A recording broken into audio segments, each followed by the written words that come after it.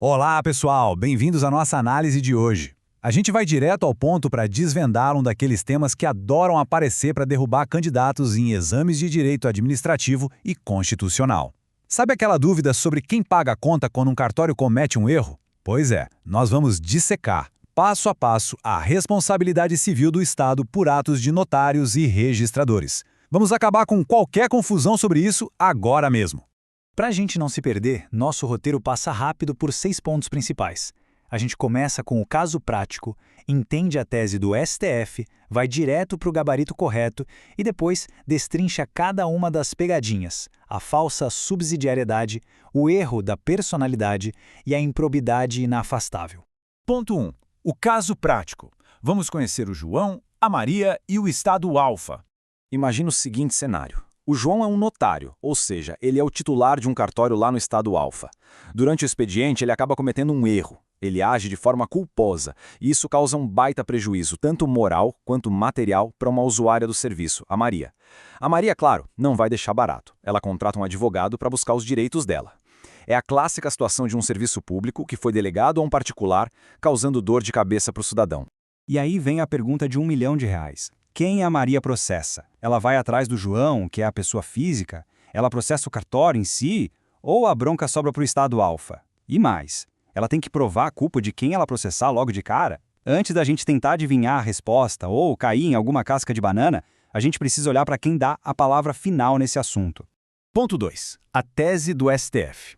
O famoso tema 777 da repercussão geral. Para a gente entender o que o Supremo decidiu, primeiro a gente precisa lembrar o que o João faz da vida. Sim, o serviço de cartório é exercido em caráter privado. O João não é um servidor público concursado tradicional. Mas, olha o detalhe crucial. Ele atua por uma delegação direta do poder público. Ele exerce uma função do Estado e tem fé pública.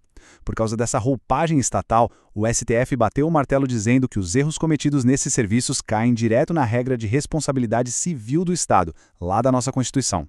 E essa aqui é a regra de ouro, o coração do nosso problema. Presta bem atenção nas palavras do STF. O Estado responde, objetivamente, pelos atos dos tabeliães e registradores oficiais que, no exercício de suas funções, causem dano a terceiros, assentado o dever de regresso contra o responsável nos casos de dolo ou culpa, sob pena de improbidade administrativa. Essa frase resolve tudo. O Estado paga a conta sem a Maria precisar provar culpa e depois o Estado é obrigado a ir atrás do João.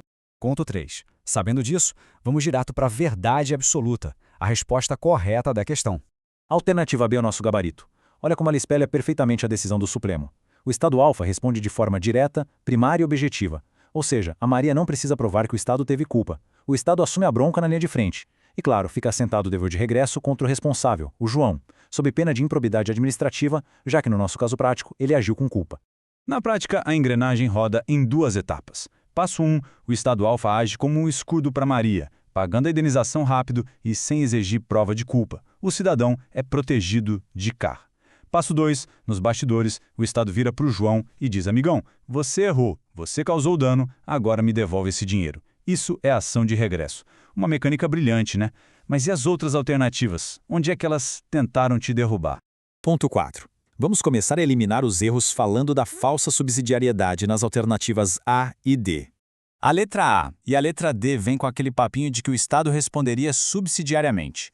E a A ainda piora, falando em responsabilidade subjetiva. Pode esquecer, o Supremo já cravou que o Estado assume a posição principal. Ele não é um mero fiador ou um garantidor de última hora.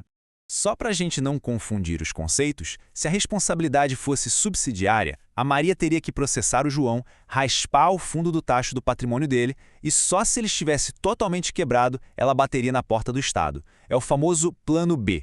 Mas, repito, não é isso que acontece. A responsabilidade é direta e primária. É o Estado na linha de frente desde o dia 1. Ponto 5. O erro da personalidade. A grande pegadinha da alternativa C. Essa aqui é fantástica. A alternativa C diz que o cartório do tabelionato de notas responde objetivamente. Gente, na linguagem do dia a dia a gente fala vou processar o cartório, mas juridicamente isso é uma completa aberração. Sabe por quê? Porque cartório não é pessoa. No direito, a gente chama isso de entes despersonalizados. O prédio, a placa lá fora, os carimbos, as mesas, isso tudo é só um espaço físico e um conjunto de atribuições. O cartório não tem um CPF ou um CNPJ próprio com personalidade jurídica para sentar no banco dos réus e pagar uma indenização. Quem responde é o Estado. E na hora do regresso, a pessoa física do João. Ponto 6. Por fim, vamos eliminar a alternativa E com o princípio da improbidade inafastável. A alternativa E quase engana a gente. Ela começa certinho, fala de responsabilidade direta e do dever de regresso, mas lá no final ela diz que seria incabível qualquer responsabilização por ato de improbidade caso o Estado não entrasse com a ação de regresso. Absolutamente errado. O STF não perdoa essa omissão. Existe uma coisa muito séria chamada Lei de Improbidade Administrativa, que protege com unhas e dentes o dinheiro público. O STF não colocou essa punição na sua tese de brincadeira ou só para enfeitar o texto. A lógica aqui é muito simples. O Estado paga a Maria usando o nosso dinheiro, o dinheiro dos impostos. Ele não pode simplesmente perdoar o João e deixar o contribuinte no prejuízo. Buscar esse ressarcimento não é uma escolha do governante, é um poder-dever obrigatório. Se um gestor público cruza os braços e não processa o notário para reaver o dinheiro, esse próprio gestor comete um ato de improbidade administrativa. É uma proteção dupla. Então, para a gente fechar nossa explicação de hoje, eu deixo essa pergunta para você pensar. Delegar um serviço para o João isenta o Estado de proteger o cidadão e cuidar dos nossos cofres públicos? A resposta do STF é um não gigante. É um sistema muito bem equilibrado. O cidadão de boa-fé é protegido de imediato e o administrador público é forçado a agir com rigor para não perder dinheiro público sob pena de punição severa. Espero que essa análise tenha deixado o tema 777 cristalino para você. Um abraço e até a próxima.